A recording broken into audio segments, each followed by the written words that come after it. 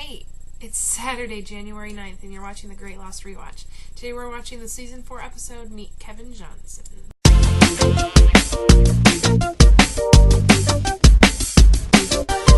This is a Michael-centric episode, and hey, Michael's back.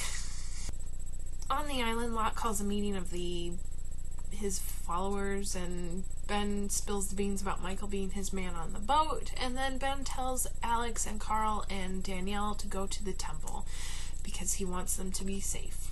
And wherever Ben is, it's not safe. And then we go to the freighter, and Saeed corners Michael in the engine room and says, "How did you come to be on this boat?" And Michael tells his story, and his story is that he was in Manhattan, really depressed, and he decides to try to kill himself. He pins a suicide note to Walt onto his chest and drives really fast on a pier into a crate of some sort, but he doesn't die. He ends up at a hospital, and in a hallucination he thinks that Libby is his nurse, and then his real nurse says how lucky he is, but he had no ID on him, and she wants to know what his name is. He doesn't tell her. She says, "Do you want me to call Walt?" And he says, "How do you know about Walt?" And she says, "It's who your note was written to, that was pinned to your chest." Walt leaves the hospital, goes to his mother's house where Walt is sane, and says he wants to talk to his son, and his mother says, "No, you disappeared in a plane crash. I thought you were dead. You show up here. I can't use your names, and your son doesn't want to speak to you. No, you can't go up there until I get some explanation." So Michael leaves, and we see a CGI Walt. Michael takes Jin's watch into a pawn shop and trades it for a gun with some bullets, and he tries to shoot himself, and Tom Friendly, Zeke the Friendly Seabilly, comes and stops him and says, the island needs you. You can't commit suicide right now. The island won't let you.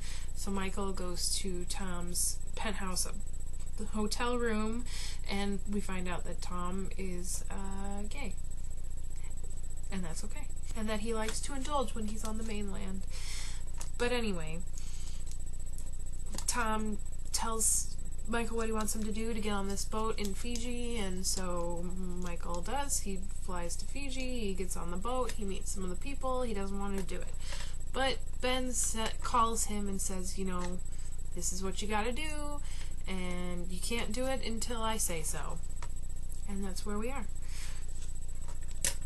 At the very end, we come back to Alex and Carl and Danielle in the woods going to the temple, and they hear some movement in the jungle, and Carl gets shot and is killed, and so Alex and Danielle try to run away, and then Danielle gets shot and killed, and Alex surrenders and says, "I'm Ben's daughter!"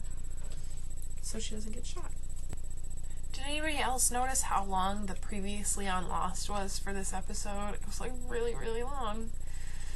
I didn't know what was up with that. I guess they're trying to explain who Michael is to new viewers. He's a traitor. Shot some people. Everybody knew that Michael was coming back to the show, so the reveal that Michael was the man on the boat was not that big of a reveal. They reused Cass Elliot music in this episode. She did the Make Your Own Kind of Music song.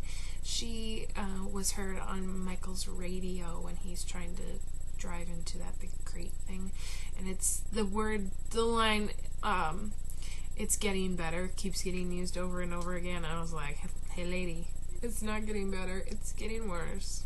How did the grenade get out of Miles' mouth? The last time we saw him, he's like this with a grenade in his mouth. And that would get tiring.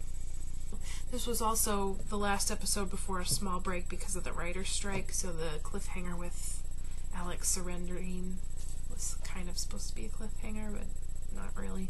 And then we got 4 more episodes until the end of the season. Short season. I guess that's all. Leslie, you're back with the Shape of Things to Come tomorrow. We'll see you then. Bye. We're gonna need to watch that again.